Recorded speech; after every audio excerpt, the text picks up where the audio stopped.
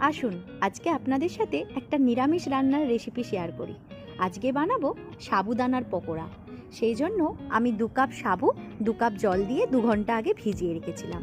আর এদিকে চীনা বাদামকে একটু হালকা গরম করে নিচ্ছি। আপনাদের কাছে যদি ভাজা বাদাম থাকে তাহলে ভালো হয়, আর গরম করার দরকার পড়বে না। তো চীনা বাদামের সাথে আমি 1 চামচ সাদা তিলও নিয়েছিলাম। এবার এই দুটোকে একসাথে পেস্ট করে নেব। দেখুন পেস্টটা কিছুটা এই রকম দেখতে হবে।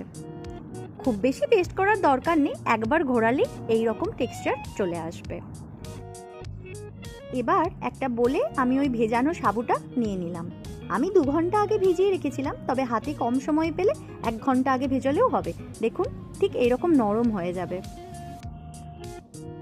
আর আগে থেকেই আমি একটা আলু সেদ্ধ করে নিয়েছিলাম, একটা বড় সাইজ আলু নিলেই হবে। তো এবার এই আলু আর সাবুটাকে একসাথে মিক্সড করব। আমি হাতে করেই মিক্সড করছিলাম, আমার মনে হয় হাতে করেই ভালো করে মিক্সড করা যায়। এই যে দেখুন ভালো করে এইভাবে মিক্সড করে নিতে হবে, আর মিক্সড করে নেওয়ার পরে দেখুন এই রকম দেখতে আসবে। এবার এর সাথে আস্তে আস্তে 1 চামচ বেসন, এবার আসলে মিক্সিংয়ের পালা। এবার 1 চামচ বেসন আর ওই যে বেটে রাখা পেস্টটা, তো সেই বাদামের পেস্টটা দিয়ে দিলাম, আর অল্প একটু সল্ট, তার সাথে কাশ্মীরি লঙ্কা গুঁড়ো আর একটু চাট মশলা। আমি এখানে ক্যাচের চাট মশলাটা ইউজ করলাম। তো এবার সব কিছু, আর তার সাথে হ্যাঁ বলতে ভুলে গেলাম, এটা হচ্ছে ডাস্ট চিনি, তো এটাও আমি দিয়েছি, আর একটু কাঁচা লঙ্কা কুচিও দিয়েছি। এবার সব কিছুকে ভালো করে মিশিয়ে নেওয়ার পালা। তারপর হাতে একটু তেল লাগিয়ে আমি এটাকে বলের মতো করে শেপ দিলাম। আপনারা চাইলে ভেজিটেবিল চপের মতো লম্বা লম্বা করেও দিতে পারেন, যেটা যার পছন্দ আর কি।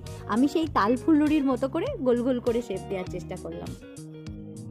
যেহেতু শ্রাবণ মাস চলছে আর সারাদিন নিরামিষ খাওয়ার পরে সন্ধেবেলা মনে হয় একটু কিছু মুখরোচক হলে ভালো হয়, তবে কিন্তু আমিষ হলে চলবে না। তো তাদের জন্য কিন্তু এটা ভীষণ ভালো একটা অপশান, বাড়িতে বানিয়ে নিতেই পারেন। তো এবার আস্তে আস্তে আমি কড়াতে তেল গরম করে নিলাম। গ্যাসের ফ্লেমটা মিডিয়ামে রাখবেন। এবার একটা একটা করে বল দিয়ে এবার এগুলোকে শুধু ভাজার পালা। উল্টে পাল্টে ভালো করে লাল লাল করে ভেজে নিতে হবে। দেখুন আমারটা কি সুন্দর লাল লাল হয়ে আসছে। তো এইভাবেই ভাজতে হবে।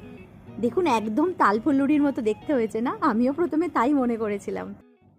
ব্যাস রেডি হয়ে গেল আমাদের সন্ধেবেলার মুখরোচক স্ন্যাক্স। আমরা এখানে পেঁয়াজ নিয়েছিলাম, তো আপনারা সম্পূর্ণ নিরামিষ চাইলে পেঁয়াজটাকে অ্যাভয়েড করতে পারেন। তাহলে আবার দেরি কিসের, একদিন বাড়িতে বানিয়েই ফেলুন এভাবে।